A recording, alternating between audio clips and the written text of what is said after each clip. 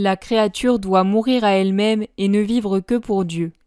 Pour cela, elle a besoin d'esprit de charité et d'esprit de mortification.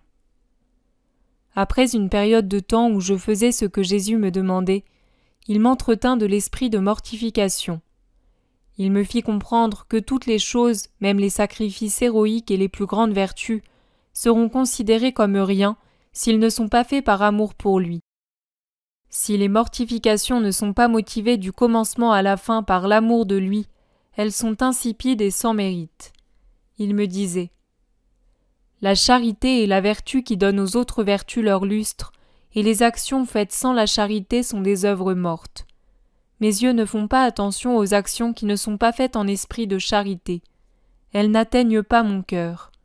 Par conséquent, sois attentive et fais tes actions, même les plus petites, en esprit de charité et de sacrifice. Fais-les en moi, avec moi et pour moi. Je ne reconnaîtrai pas tes actions comme miennes si elles ne portent pas les deux sceaux, celui de tes sacrifices et mon propre sceau. Comme la monnaie doit avoir l'image du roi imprimée sur elle pour être acceptée comme valable par les sujets du roi, ainsi tes actions doivent porter la marque de la croix pour être acceptées par moi. Nous ne nous préoccuperons plus maintenant de travailler à éliminer tes affections pour les créatures, mais ton affection pour toi-même.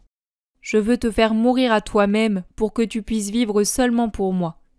Je veux imprimer en toi rien d'autre que ma vie.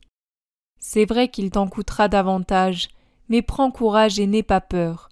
Moi avec toi et toi avec moi, nous ferons tout. Il me donnait de nouvelles idées en ce qui concerne l'anéantissement de soi-même. Il me disait : tu n'es pas et tu ne dois pas te considérer plus qu'une ombre qui passe rapidement et qui t'échappe quand tu essaies de l'attraper. Si tu veux voir en toi-même quelque chose qui soit digne de moi, considère que tu n'es rien. Et alors moi, heureux de ton véritable abaissement, je verserai mon tout en toi. En me disant cela, mon bon Jésus imprimait dans ma pensée et mon cœur un tel anéantissement que j'aurais voulu me cacher dans le gouffre le plus profond. Sachant qu'il m'était impossible de lui cacher ma honte, et pendant que je poursuivais dans la destruction de mon estime personnelle, il me dit : approche-toi de moi, appuie-toi sur mon bras. Je te soutiendrai et te donnerai la force de toujours travailler pour moi, de tout faire pour moi.